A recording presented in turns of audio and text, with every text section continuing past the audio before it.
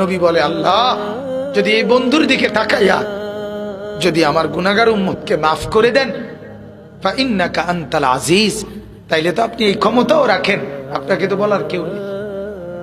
আপনারে বাধা দিবে কে? আপনারে নিষেধ করবে কে? বন্ধুর দিকে তাকাইয়া দেন না মাফ করে।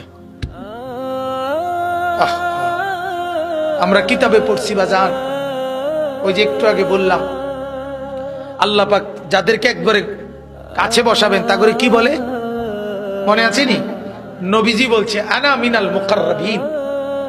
নবীজি বলছে, ও উম্মত, আল্লাহর ঘনিষ্ঠ জনদের মধ্যে সর্বপ্রথম সবচেয়ে ঘনিষ্ঠ হব আমি মুহাম্মদ। হাসরের ময়দানে মাওলা আমার জন্য আল্লাহ তার সিংহাসনের পাশে আবার আমার জন্য আসন নির্ধারণ করবেন বসে বসে। আল্লাহর নবীকে আল্লাহ তাআলা বলবেন, বন্ধু এই আসনে বস।